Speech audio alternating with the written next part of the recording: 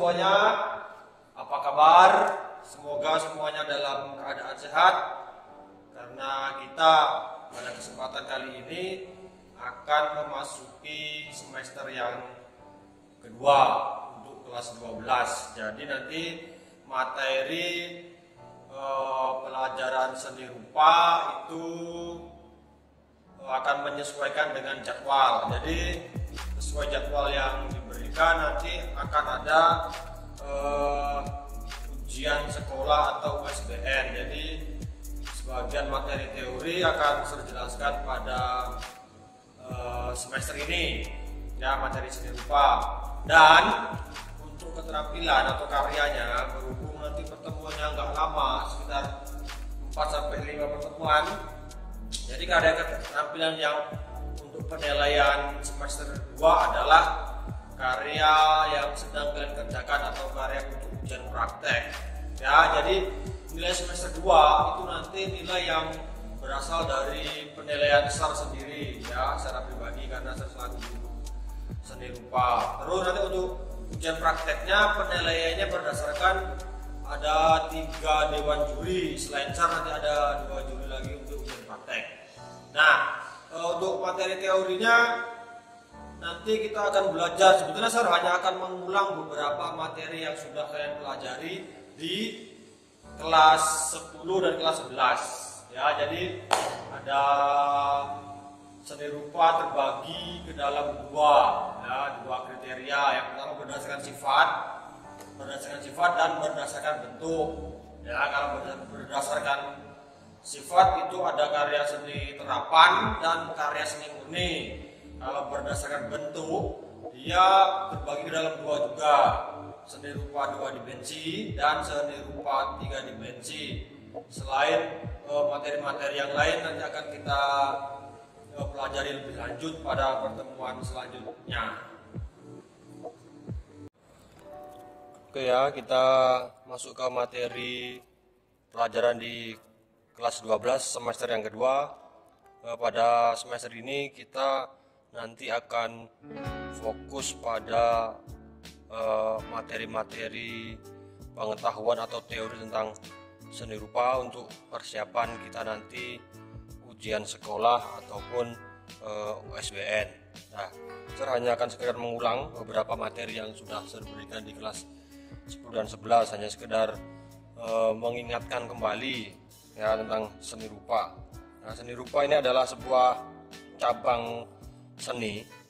Selain seni tari dan seni musik, ada yang namanya seni rupa. Seni rupa itu adalah seni yang pembuatan karyanya dapat dilakukan atau dapat dirasakan secara kasat mata, dapat dilihat secara visual, ya, secara visual,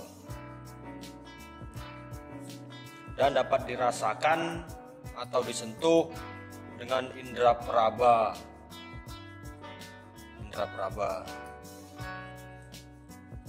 Indera raba ya. Nah, ini kalau unsur visualnya dia mata, ini kulit.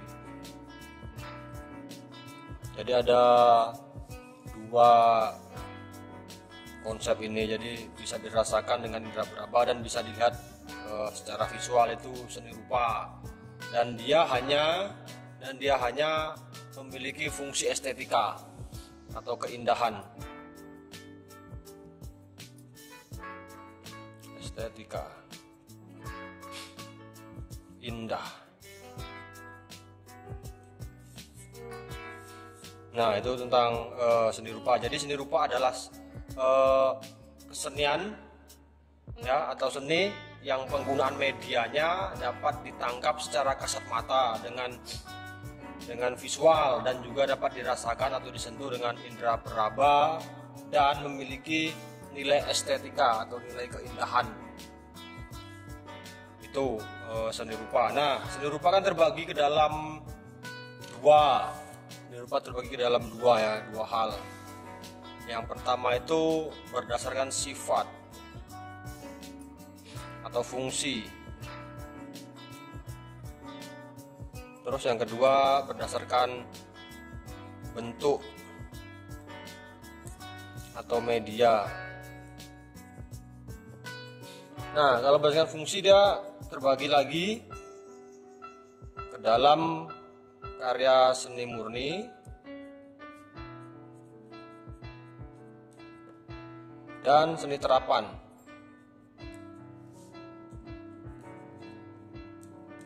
Ya. Seni murni dan seni terapan. Kalau dia berdasarkan media, itu yang pertama dia medianya 2 dimensi.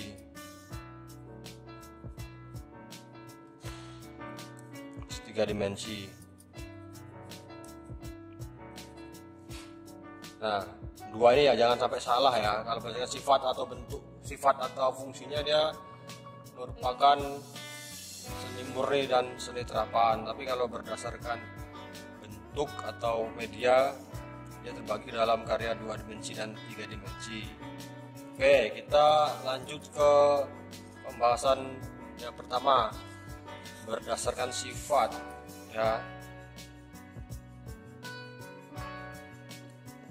Berdasarkan sifat tadi kan terbagi ke dalam seni murni.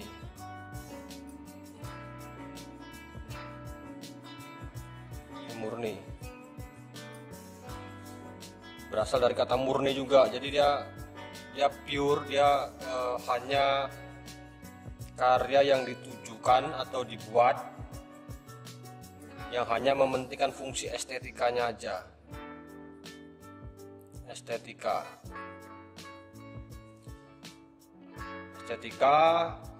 dan mengandung imajinasi dan ekspresi.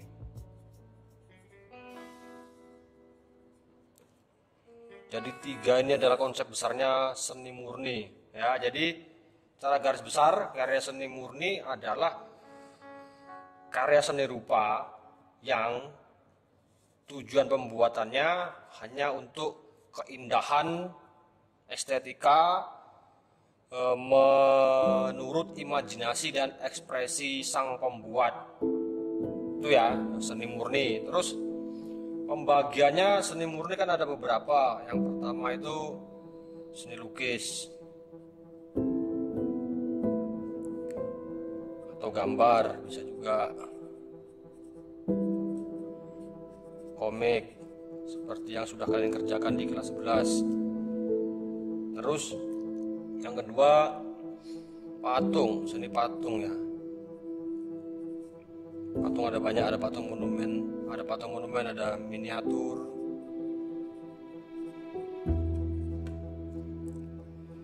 Terus selanjutnya seni grafis. Seni grafis ini sebetulnya nenek moyangnya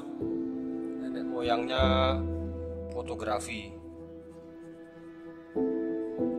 Seni grafis. Jadi karya seni murni itu yang pertama seni lukis, gambar, komik, patung, miniatur, dan seni grafis. Ya karena kita nggak belajar ini karena keterbatasan alat, jadi yang kita pelajari di bagian ini kelas 11 sama kelas 10 kemarin. Yang penting kalian paham seni grafis merupakan cikal bakal dari pembuatan digital print, foto, pembuatan cap atau stempel untuk pembuatan logo atau hal-hal yang lainnya. Itu tentang seni murni. Terus kalau yang kedua dia adalah seni terapan. Ya, terapan ini berasal dari kata terap, itu menerapkan, ya, menerapkan. Jadi karya seni terapan itu adalah karya seni rupa yang tercipta dengan tujuan sebagai benda pakai. Benda pakai dan memiliki fungsi tertentu. Sedangkan nilai estetikanya hanya pelengkap atau penghias. Ya, jadi kebalikannya dengan di di bagian seni murni. Kalau seni murni dia estetika itu adalah yang utama, sedangkan karya seni terapan estetika itu hanya sebagai pelengkap ya.